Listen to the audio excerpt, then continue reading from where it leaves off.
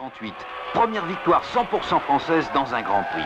Pour Renault, Elf et Michelin, c'est la récompense de 4 ans d'efforts, la confirmation d'un pari technique unique dans l'histoire du sport automobile.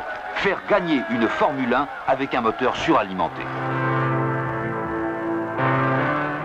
La Formule 1, elle commence autour d'un homme, le pilote. Parfaitement installé dans un habitacle fonctionnel, il donnera toutes ses possibilités avec une machine à sa mesure. Il dispose de 3 pédales, d'un volant, d'un levier. Eh bien, de leur position au millimètre près peut dépendre la victoire ou la catastrophe. À la vitesse de 250 km à l'heure, la voiture parcourt une distance égale à sa propre longueur en 1/15e de seconde. 1/100e de seconde, c'est 1 mètre de trop. Juin 1976. Sur une monoplace expérimentale, Jean-Pierre Jabouille fait effectuer au moteur V6 turbo sa première épreuve. L'espoir se confirme. La puissance apparaît impressionnante. Elle dépasse 550 chevaux. Décembre 1976, c'est officiel. Renault et Elf engagent leur grand pari.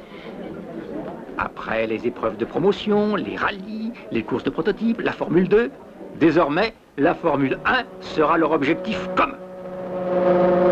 Ce défi sera total. Défi total du châssis au pneumatique en passant par un moteur suralimenté par turbocompression. Une solution qui n'a encore jamais été appliquée en Formule 1. Il s'agit de créer une voiture 100% française. Pour tous, c'est le commencement d'une longue, d'une difficile aventure technique. Tout est en effet nouveau, tout est à inventer. L'automobile aux limites de l'impossible, elle fait appel à la recherche fondamentale. L'ingénieur se tourne vers les physiciens, les chimistes, les électroniciens. Le carrossier consulte les spécialistes de l'aérodynamique. Le mécanicien doit retrouver la précision, la patience, le geste, le savoir-faire des maîtres artisans. Il s'agit de concilier légèreté, souplesse, solidité. Par sa technique et par les matériaux employés, la construction du châssis coque relève de l'aviation plus que de l'industrie automobile moderne. Toute la puissance du moteur, toutes les contraintes mécaniques s'appuieront sur cette structure qui représente moins de 10% du poids total du véhicule. Pour trouver plus de 520 chevaux dans 1500 cm3, la cylindrée d'une voiture de tourisme, pour obtenir l'équivalent de 3 litres par suralimentation, il faut dépasser l'industrie conventionnelle. La circulation accélérée des gaz, la très haute température, près de 2000 degrés au cœur du cylindre. Tout cela exige une métallurgie qui soit d'avant-garde, un usinage, une finition, un montage irréprochable.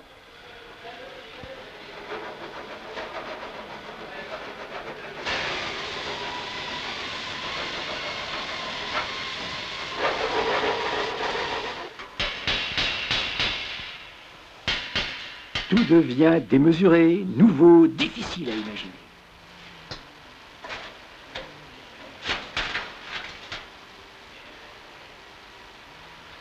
Lorsqu'un moteur tourne à 12 000 tours, il faut chaque minute commander sans erreur 288 000 ouvertures et fermetures des soupapes. Cela représente près de 5000 interventions mécaniques chaque seconde. À ce même régime, il faut, avec une précision qui atteint le millionième de seconde, allumer 600 étincelles par seconde, soit plus que le double des meilleurs moteurs de série. Et toujours, à raison de 12 000 tours par minute, les pistons du V6 parcourent ensemble plus de 100 mètres par seconde. Pendant la durée moyenne d'un Grand Prix, cela représentera 550 km, avec un changement de sens tous les 49 mm, 2400 fois par seconde.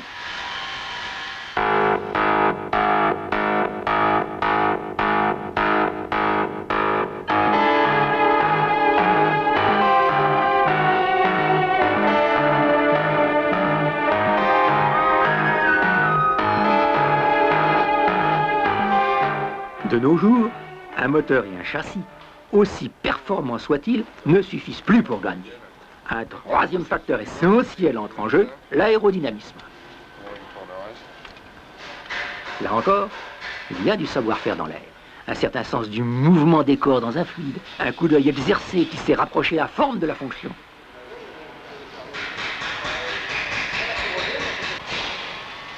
D'abord, les lignes principales du premier carénage sont déterminées. Puis, on affine les contours, les volumes dont dépend le meilleur rendement aérodynamique.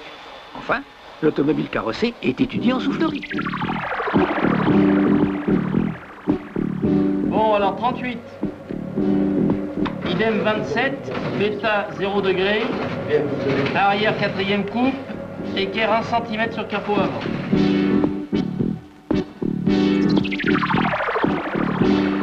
Pénétration dans l'air, réduction de la traînée, contrôle de l'appui au sol sont autant de paramètres à mesurer, à équilibrer, selon les nécessités de la course, selon l'expérience du pilote. Oui, on a un poil plus haut en vitesse, mais enfin dans le CZ, c'est CZ. Hein. En fait. Non, parce que... CZ, ah oui, on a un poil moins en CZ global. Et on a eu un petit repas. Ah, et si, on rééquilibre vers l'arrière, chef. Un choix difficile, évolutif, qui contribue à la transformation continuelle des silhouettes de la Formule 1. Sous l'appellation de Wing-Car, l'actuelle génération utilise la déportance afin d'accroître l'adhérence au sol.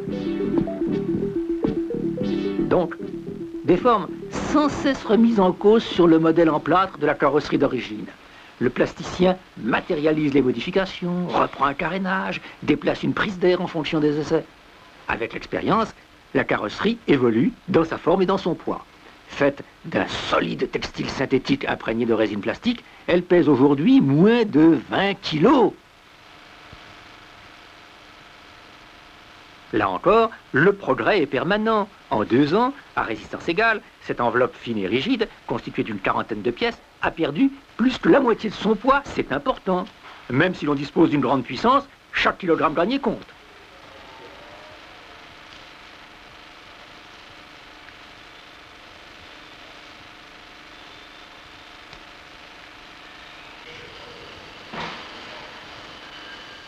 Mai 1977, la F1 Turbo RS01 fait son entrée officielle devant la presse automobile. Les spécialistes sont enthousiastes et ils sont perplexes. Le doute, c'est surtout le turbo en Formule 1. Pourquoi pas un moteur atmosphérique? Ce moteur, qui est déjà un moteur bien au point, il en a des millions de construits, a quand même un inconvénient, c'est qu'il rejette en pure perte dans l'atmosphère des gaz qui possèdent encore une certaine énergie. Les ingénieurs ont eu l'idée de récupérer ces gaz d'échappement. Pourquoi faire? Eh bien, pour entraîner une petite pompe, une petite turbine, qui, mue par ces gaz d'échappement, va entraîner un arbre avant de s'échapper dans l'atmosphère. Eh bien, que va-t-on faire de cette puissance qui est sur cet arbre? Eh bien, avec cette puissance, on va entraîner une autre pompe, un petit compresseur, que vous voyez ici, qui est entraîné donc par le même arbre, qui est coaxial. On va entraîner un compresseur qui va aspirer de l'air dans l'atmosphère, le comprimer, et cet air comprimé, on va le ramener dans l'admission du moteur, c'est-à-dire que le moteur va avaler de l'air comprimé. En avalant de l'air comprimé, et si nous dosons l'essence en proportion, ce moteur sera plus brillant, plus performant. Avec la technique du turbocompresseur, on a d'une part récupéré de l'énergie qui était gaspillée, et d'autre part, par l'intermédiaire de l'air comprimé par le compresseur, on a rendu le moteur plus brillant. Deux notions, donc, économie et performance des moteurs à turbocompresseur. Alors, dans la pratique, un turbocompresseur, c'est cela. Alors, vous reconnaissez à gauche la partie turbine, avec l'arrivée des gaz d'échappement, qui entraîne cette petite roue avant de s'échapper. À droite, la partie compresseur, avec sa roue, entraînée par le même arbre, l'admission d'air et la sortie d'air comprimé vers le moteur ici. Dès 1907, Renault avait suralimenté un moteur. La compression avait été étendue à la haute puissance et fait la renommée des autorails français. Toutefois, une partie de l'énergie était prélevée sur le moteur jusqu'à l'apparition du turbocompresseur. Sur camion, le turbo résiste à 250 000 km de trafic. Il permet à puissance égale une économie de 10%.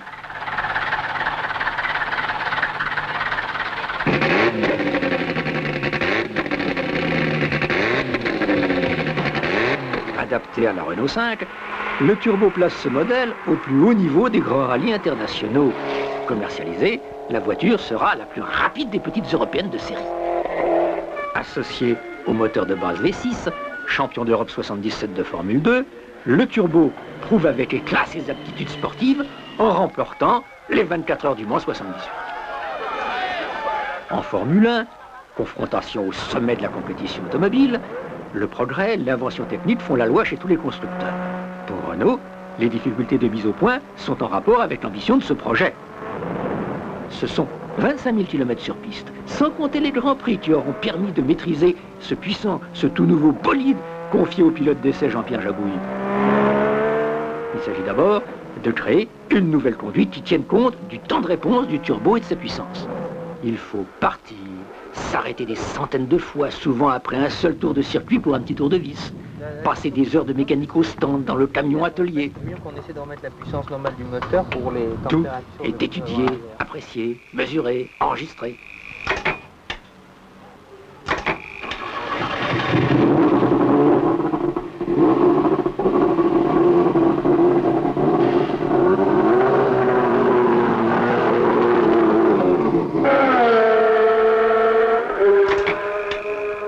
Fréquemment, la piste remet en cause les propositions du laboratoire ou de l'atelier.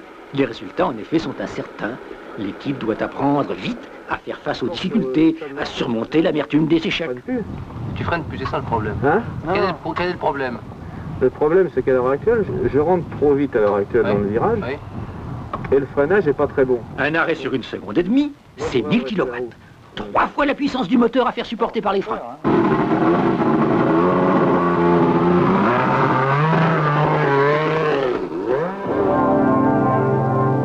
L'obstination, un certain sens du recul et de la décision sont des qualités indispensables aux pionniers de la Formule 1. Cela fait partie des enseignements qu'apporte ce projet.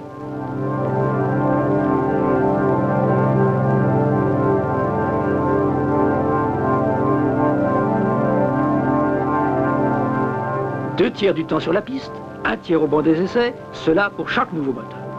Un Grand Prix, c'est plus d'1 million de tours sans aucune défaillance. C'est un turbocompresseur qui tourne à 100 000 tours minute et qui supporte 800 à 900 degrés.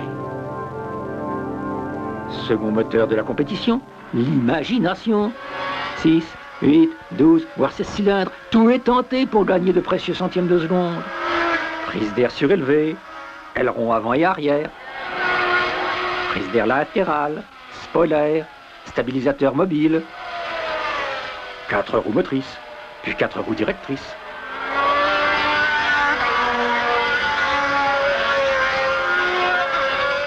Et même un ventilateur arrière pour accroître l'adhérence au prix d'une dépression sous la voiture.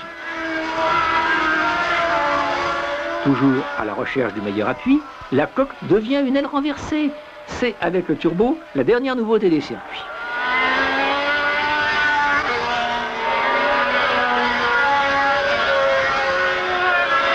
Dès 1979, tous les constructeurs adoptent cette formule aérodynamique. C'est l'année où la Formule 1 met des jupes. On voit plus loin. Sous le numéro 15, la RS10 sera l'auto du second souffle, celle du double turbo.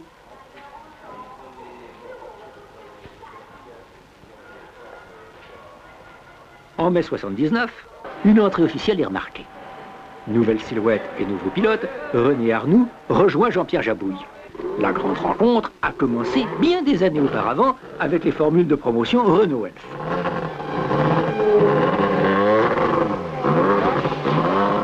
Après la victoire du Grand Prix de France, c'est enfin à Silverstone que se mesure le progrès réel. 1978, départ en dernière ligne. 1979, départ en tête de René Arnoux, qui terminera second au Grand Prix de Grande-Bretagne.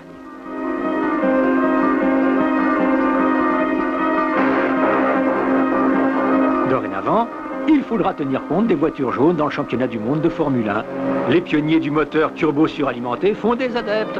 On y songe chez Ferrari, Alfa Romeo, BMW et même Ford Cosworth, qui motorise encore les 2 tiers des Formules 1. Avec Elf et Michelin pour partenaires, la première Formule 1 turbo du monde a dépassé le cadre de la compétition. Au-delà de l'exploit sportif, de la renommée internationale pour son protagoniste, ce projet est une école de dynamisme. La course a stimulé les études, elle a développé l'esprit de collaboration, elle a entraîné dans son sillage plus de 130 fournisseurs.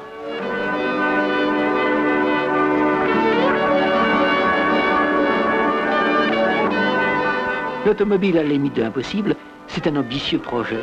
C'est l'aventure des temps modernes. C'est d'abord le plus judicieux des investissements industriels, car elle constitue le laboratoire des nouvelles technologies dont bénéficiera la voiture de demain.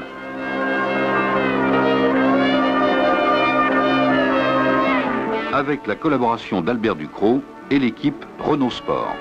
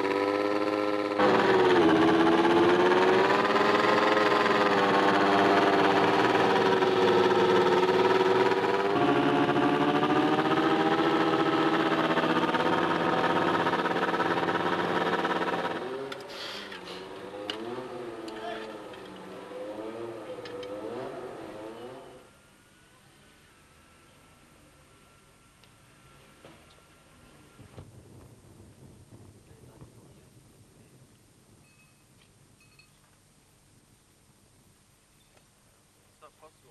Ja, das ist mal da.